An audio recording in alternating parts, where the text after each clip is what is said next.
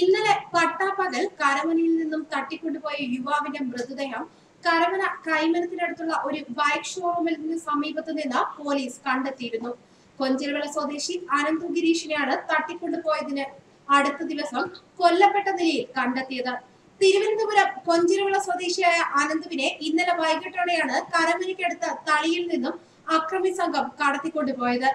ബൈക്കിൽ കരമന ഭാഗത്തേക്ക് വരികയായിരുന്ന അനന്തുവിനെ കാറിലെത്തിയ രണ്ടംഗ സംഘമാണ് കടത്തിക്കൊണ്ടുപോയതെന്നാണ് വിവരം.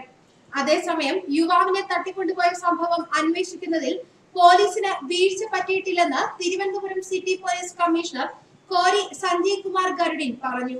ഇന്നലെ യുവാവിനെ കാണാതായ വിവരം അറിഞ്ഞപ്പോൾ മുതൽ അന്വേഷണം വ്യാപിപ്പിച്ചിരുന്നുവെന്ന് കമ്മീഷണർ വ്യക്തമാക്കി.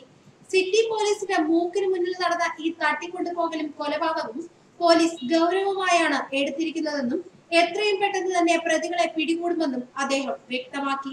കഴിഞ്ഞ ദിവസം വൈകുന്നേരമാണ് അനന്തുവിനെ കാലടി തളിയിൽ മാടൻകോവിലിന് മുന്നിൽ നിന്നും ഒരു സംഘം തട്ടിക്കൊണ്ടുപോയത്.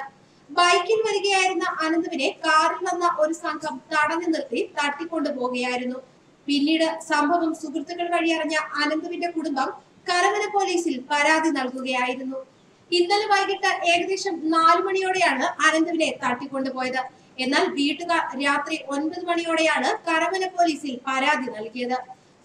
തട്ടിക്കൊണ്ടുപോയ കാർ കേന്ദ്രീകരിച്ചാണ് ഇപ്പോൾ അന്വേഷണം നടക്കുന്നത്. കാറിന്റെ വിവരങ്ങൾ പോലീസിന് ലഭിച്ചതായാണ് സൂചന.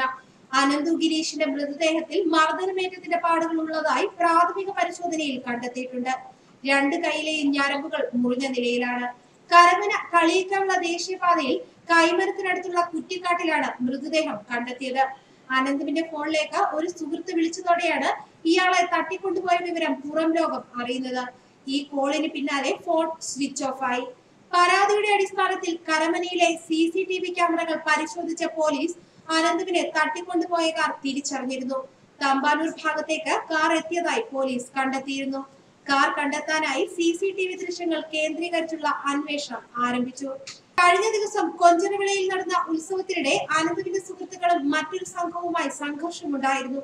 അതിന് പ്രതികാരമായാണ് അനന്തുവിനെ തട്ടിക്കൊണ്ടുപോയി കൊലപ്പെടുത്തിയതെന്നാണ് പോലീസ് നിഗമനം. ന്യൂസ് ഡെസ്ക് മലയാളി വാർത്ത.